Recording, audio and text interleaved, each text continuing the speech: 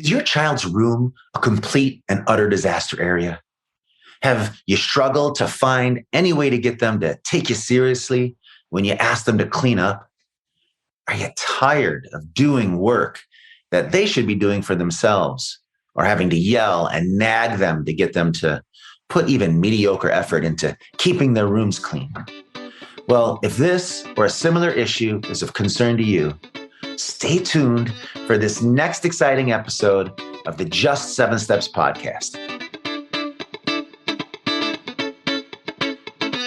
Welcome to the Just 7 Steps podcast with Robert Schramm, a board-certified behavior analyst, educator, author, and developer of the 7 Steps to Successful Parenting. For more than 20 years, Robert has been teaching parents and professionals how to support children in developing the values and priorities necessary to live a successful life. In this podcast, you'll hear from some of the biggest experts in the fields of education, parenting, and behavior analysis. So buckle in and get ready for a wild ride where you'll learn to be your best in just 7 steps.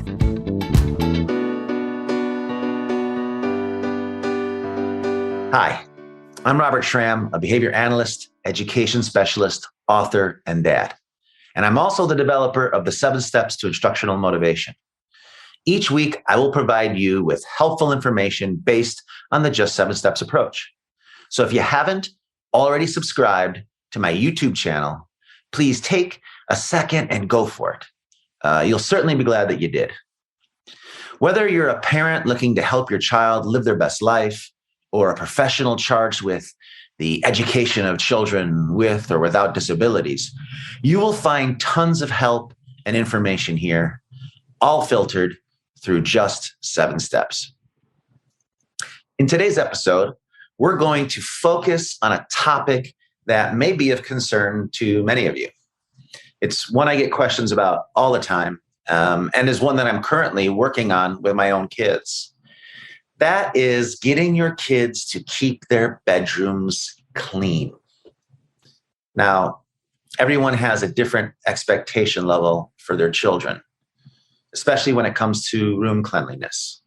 I've worked with families that expect their kids to make their beds every single day, to not ever leave the room with anything on the floor, and bring their laundry down to the laundry room on a specific schedule. And then I have other families that just want their kids to clean things up once a week, or at least when guests are going to come over to visit. Regardless of the level of cooperation and cleanliness you hope to have, like anything, there's going to be obstacles that you're going to have to learn to understand and then overcome. So, one of the first questions I like to ask when someone comes to me for help with a problem is, who is it that will ultimately benefit from the behavior we're wanting to see? To some degree, this question is a bit perfunctory, because if the child was going to strongly benefit from the behavior, it's not likely that there would be any problems related to it. But let's assume that we don't know the answer to this question.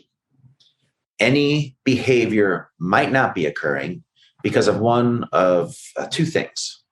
Either the child cannot do the behavior because they don't understand the direction or they don't have the skills necessary, or they won't do the behavior because the effort level involved in doing the behavior far outweighs any benefits it would offer. In the science, we call these two factors the SD or the MO. SD stands for discriminative stimulus, meaning that when you give your child an instruction like, I need you to go clean your room, they know what that means and how to respond to it. The MO stands for motivating operation and refers to the desire for the benefits of using the behavior. But here's the thing. You don't need to know those terms or even that they exist. What you need to know is that if your child understands what you mean when you say, please go clean your room, and they know how to clean their room, then the problem can only be related to motivation. If your child doesn't know how to do the skill, we have a teaching issue. However, for this to be an instructional motivation issue, which is our focus with the 7 steps, we would assume the child can do what we're asking, yet they're just not doing it solely due to motivation. This then leads us back to my original question. Who would benefit from the room being clean? If your answer to me is the child would benefit most, then it's likely not a motivation issue. One would be able to assume that the child would be doing the behavior if they knew how or why. But in most cases, when looked at it reasonably, it becomes clear that the clean room is far more important to the parent than the child. And this really is the crux of the problem. If your goal is that your child will clean their room, then your goal should become finding a way to get them to want to clean their room. See, the reasons that are meaningful for you are not likely going to be meaningful to them. Your room will look nicer, it's more hygienic, likely won't move the needle for them at all. You'll be able to find things when you need them, or your stuff won't get stepped on and broken. It might have some truth, but if it was enough to motivate the effort involved in cleaning, I'm pretty sure it would already be working. So, if cleaning the room benefits you more than it benefits them, and it also doesn't benefit them enough to make the work involved worth it, well, then we have to start figuring out how are we going to best motivate this behavior. Motivation comes in many different forms, but luckily we can categorize them and even give them a value judgment. For example, motivation for something comes from a desire to gain reinforcement that might become available after that behavior concludes. But we already considered the natural reinforcers, and the room looking neater or being more hygienic, they're just not working as reinforcement for this behavior. And without natural reinforcers that are automatically in place and working to help your kids desire to keep a clean room, we're going to have to find a way to reinforce this behavior through alternative reinforcement. Now, if you've seen my free workshop available on the Just 7 Steps website, you might have heard my discussion about the differences between positive and negative reinforcement. But assuming you haven't, I'm going to go over them quickly now. But since I've mentioned it, that workshop is called How to Get Your Kids to Listen Without Raising Your Voice or Nagging, and it can be found for absolutely free at the www.just7steps.com/workshop. Anyway, back to the difference between positive and negative reinforcement. Negative reinforcement is the removal of an aversion after a behavior occurs that gives that behavior a purpose or value.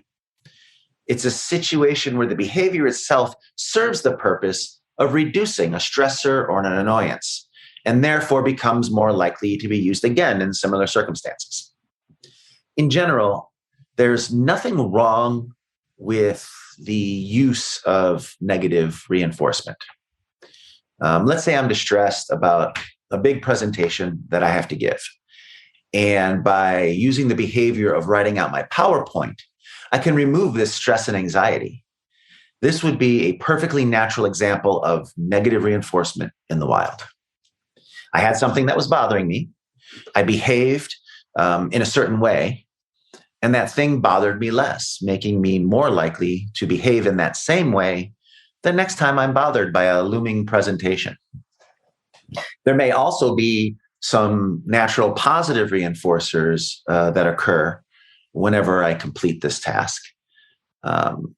I don't know, I might start to feel a sense of accomplishment. I might become excited about the chance to share that information with others. Now, all of these would be considered forms of positive reinforcement for the behavior because they would be things that were added to the environment after the behavior occurred. So by creating this PowerPoint, I remove stress and anxiety. negative reinforcement, and I add feelings of accomplishment and excitement, that's positive reinforcement. But even with both the negative and positive reinforcers at play, the only way to determine if there's enough value on the behavior is if you actually start to see the behavior more often occurring in the future. So back to the question of the day. How do I get my darn kids to clean their room? So even though there may be both negative and positive reinforcers already naturally pulling on this behavior, we can't say that the behavior is being reinforced because it's not increasing. If we're not seeing it happen more and more, it's not reinforcement. The next best thing we can do is try to figure out if there are any other forms of natural or near natural reinforcement that we can identify or make available.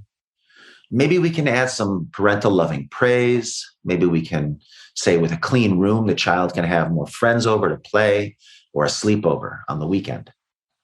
These types of reinforcers would likely help to connect the behavior of cleaning with more positive outcomes. That might help to continue the behavior on beyond when we're directly trying to teach it. Now, these two examples of positive outcomes would also fall under the heading of positive reinforcement because they would be things that were added to the environment after the room was cleaned rather than subtracted or removed from it. Now, there are some negative reinforcers you can add as well that unfortunately might be considered by some to be near natural. What I'm talking about here are attempts at persuasion that you or your spouse might use to try to get your kids to cooperate. Maybe you give your kids instructions over and over again until they do it. Or maybe you raise your voice or you put your child down until they get it done. Using this to get your kids to clean their room is unfortunately a fairly typical path that parents might take. But what they don't realize is that this is a form of negative reinforcement, and it's also a very specific bad kind of negative reinforcement. Yes, that's right. Just like we have foods that offer us good fat and some that offer us bad fat, we can also have good and bad negative reinforcement. Any form of reinforcement where you have to first set yourself up as an aversive or an annoying stimulus is what I would call bad negative reinforcement. This is because even though it can help you to get what you want, your child has to see you as a negative or the problem that needs to be escaped or avoided. Now, I don't know about you, but if I have a choice, I would rather avoid anything with my kids that would make me the unnecessary annoyance that they want to avoid or escape from. And luckily, there's a better way available to us in most situations. And that is the use of positive reinforcement. See, there's no need to make ourselves an aversive to the child and then remove our annoyance after the behavior is completed. Instead, we can just come up with a known positive outcome that your child would love to see as being worth the work of cleaning their room. Then we just make that available after the behavior occurs. We already talked about more natural examples of this sort of positive reinforcement. Telling your child they can now have a sleepover with friends on the weekend because their room is clean is one example. But if this sort of natural consequence is not available to you or not motivating to your child, we can also consider less natural positive reinforcers, including access to any enjoyable item or activity that they might want to participate in. Maybe you decide to take them to the community pool for the afternoon, or maybe to McDonald's, or you play their favorite board game or card game with them. Any of these items might work as positive reinforcement, as you may know that your child strongly desires them. However, the only way to know for sure if they truly work is to make them available after the room has been cleaned and see if it makes them more likely to do so. The next time that you have to ask them, or better yet, the next time the room needs to be cleaned, whether you ask them or not. Remember, when you use the bad form of negative reinforcement, you set yourself up as the bad thing to be avoided by the behavior. When using positive reinforcement, you actually set yourself up as the giver of good things after the behavior. This means the behavior is going to become more likely, but as an added bonus, you are being more regularly seen as a positive by your child. And this makes them more likely to listen to you with other instructions that come along as well. So the real difference between negative and positive reinforcement is not at all what happens to the actual behavior. If you're using reinforcement in any form, behavior is going to increase.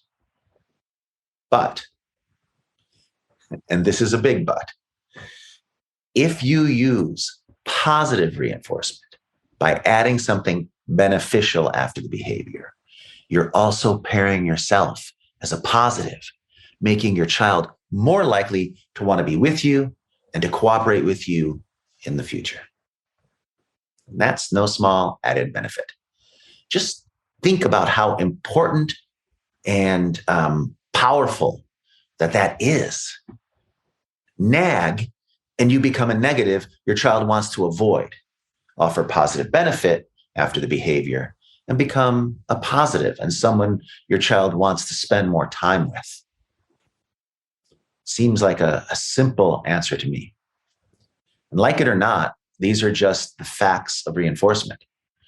And rather than trying to ignore or deny them, the better we understand them, the better we and our kids can ultimately benefit from them. Now, I think it's important at this time to mention that although we are talking about creating benefits that support your child's desire to choose behavior, we're not talking about making deals or promises. This is a big misunderstanding about the concept of reinforcement. Just because earning a trip to McDonald's after you clean your room might be a form of positive reinforcement, and it might be successful in increasing the behavior, it doesn't mean that for it to work, you are going to need to state up front that the child will get McDonald's if they clean their room. In fact, it's normally not best to use if-then statements at all.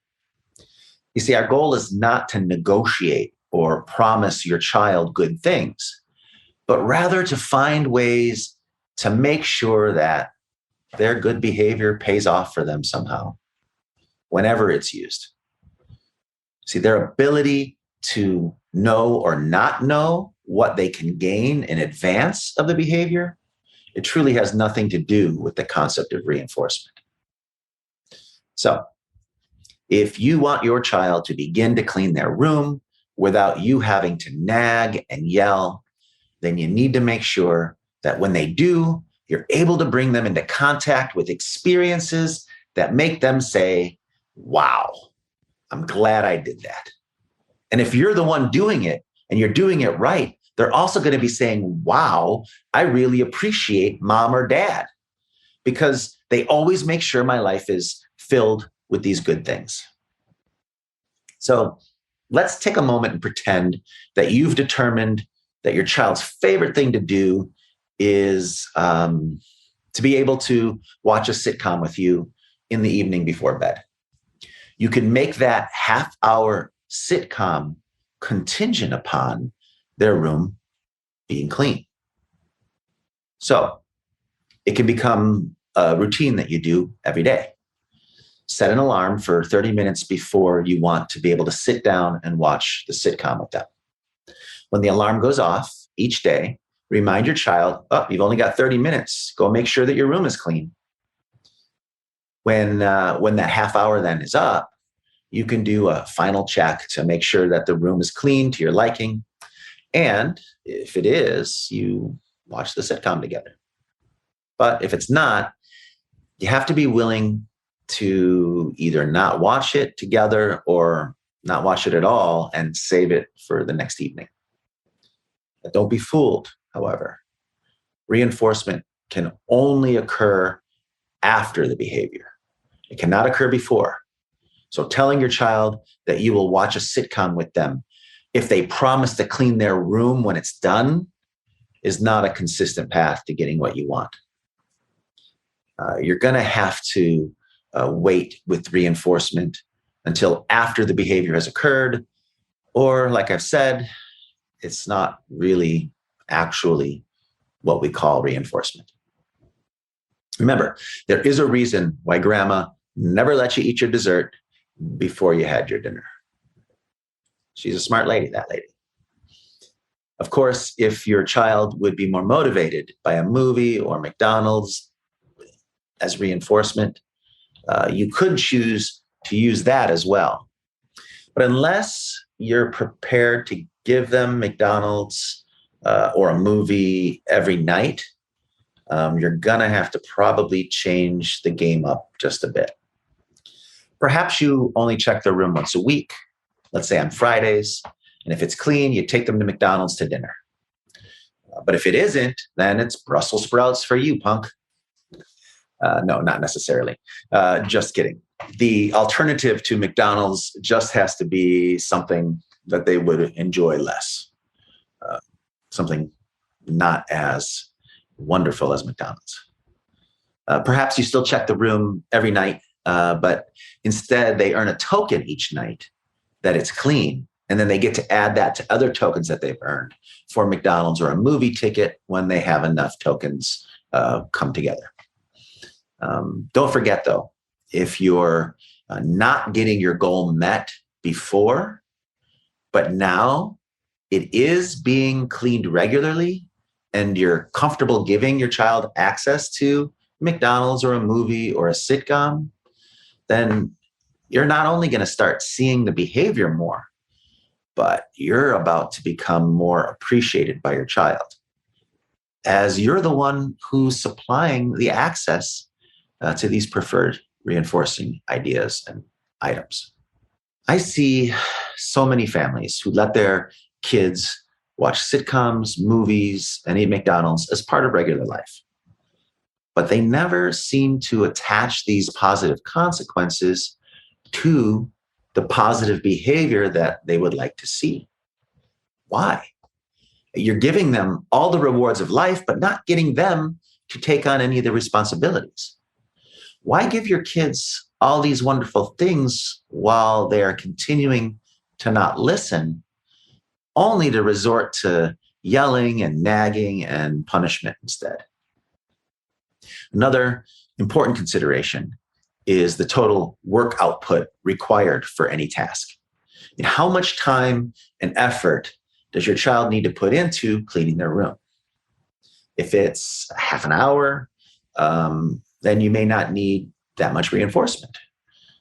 However, if the job will take longer, maybe 3 hours, or it just might be too big of a job for any single reinforcer to start to affect consistently.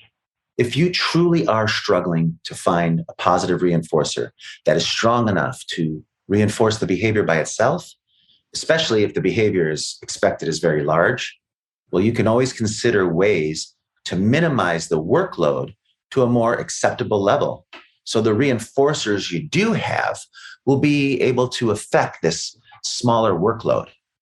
This might look like changing the instructions from go clean up your room to put your toys away on Mondays, clean off your desk on Tuesdays and Thursdays, put your laundry in the hamper on Wednesdays and Saturdays, and make your bed on Fridays.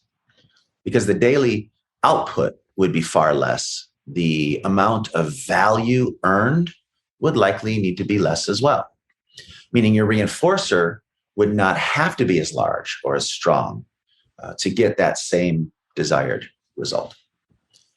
Once your child is successfully engaging in this broken down level of the behavior on a regular basis, you can then start to increase the expectations a little bit at a time. Often you can do this without adding any additional reinforcement. Perhaps you can start to add making the bed to the expectation daily, along with the schedule for cleaning the desk and the floor and putting the clothes in the laundry room, etc. If after really putting in the work to consider all possible positive reinforcers and breaking down the task, you still see that your child is not motivated to do it regularly, well, you could also add some sort of opportunity cost to the decision to not clean their room as well. This added reduction consequence is usually less beneficial to us overall, so it should be considered only as an additional consequence to strong reinforcement rather than an alternative as a standalone plan. So looking at the plan to offer a sitcom as positive reinforcement, we could also begin to take the child's phone away for an evening the child has chosen not to clean. Basically, the plan would then become, when the work is done, you get to watch a sitcom with mom or dad. But when it's not, you have to give me your phone until bedtime as well. This combination of positive benefit for engaging in the behavior and an unpreferred cost for not doing it, it might together give you the motivational pull that you need to start getting the behavior on a regular basis without complaints from your child, or you having to remind them or nag them or yell at them to listen. In addition to the added reinforcement, if you continue to offer positive praise and show your child that having a clean room is ultimately more beneficial to them in that they can find things easier, have more friends over, etc., you can use their desire to watch the sitcom to increase their ability to experience those more natural reinforcers as well. Behaviorally, we would expect that a child who chooses willingly to participate in an activity like cleaning their room and then gains lots of different positive reinforcers for doing so will begin to have better and better feelings about the task. They'll also then begin to find ways to do the task more economically, get connected with the natural reinforcers that we want to take over control of that behavior in the future. And all of this while building a more positive set of feelings about their interactions with us. See, using positive reinforcement really is a win-win situation for those who understand how. It is also a big missed opportunity for those who choose not to benefit from it and instead focus on negative reinforcement or punishment. So, what are some prerequisites to being able to make a positive reinforcement plan based on the 7 steps for a behavior of cleaning your room? Well, first, you're going to need to be aware of the likely many things that your child values and that they might want to have available to them daily, so that you can pick from those items to make them available as additional reinforcement. You need to determine if the task itself is too large or complicated to be affected by the available reinforcement. If so, it needs to be split into smaller subtasks. And you need to make sure that whatever you choose as a positive reinforcer has the ability to be earned when the skill is achieved and not available whenever it's not. And you need to learn to be okay with the result, whether they choose to do it or not. If they don't clean their room, they can't receive that benefit. Getting angry or frustrated when your child doesn't choose the task you want is also counterproductive. After you put a plan in place that has all the motivational tools it needs to be successful, you have to be willing to sit back and let the child experience both sides of that equation. What life is like when they do clean their room, and also what life is like when they don't. If we do a good enough job of putting enough motivation on both sides of this equation, we should be able to expect to see that behavior more and more and more. However, if we get upset and we yell or argue every time we don't see it, we're adding all kinds of additional stimuli to the post-decision environment, and this may begin to cloud whether or not the plan itself is actually working. So what are some important items or activities that your child would love to have access to on a daily basis? And which of those things might you be willing to provide to your child when they have kept their room clean? Can you make sure that they're able to get enough of these things to make up for the difficulty level or the effort involved in the job? Can you make sure that they don't get enough of these things on days that they choose not to do the job? Do you need to split the job into smaller tasks to make it more reinforcer friendly? If so, you'll end up with a child who sees cleaning their room as a valuable and worthwhile activity, and they will be going out of their way to keep it clean without all the negative feelings toward you or even the task.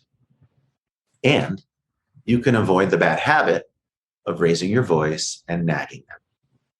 That again reminds me of the free workshop available for you right now on my website at www.just7steps.com/workshop. It's called How to Get Your Kids to Listen Without Raising Your Voice or Nagging. And it's absolutely free to you, my podcast listeners. So please head over to the Just 7 Steps website today. Okay, finally, if you are struggling to understand how to achieve any of the concepts from any of my podcasts, or if your child is currently engaging in dangerous or aggressive behavior, I strongly recommend that you look for a behavior analyst or at least someone capable in your local area who can walk you through the process and help you to find a set of contingencies that are going to set the table for your child to want to clean their room as much as you want them to keep it clean. Thank you for taking the time to join me today on the Just 7 Steps podcast. If you enjoyed this episode, please take just a moment to leave me a comment, give a thumbs up, share the video with others, and subscribe to our YouTube channel so that you won't miss out on any of our Just 7 Steps videos designed to help parents of children with challenges find your family's path to progress. See you right here next week.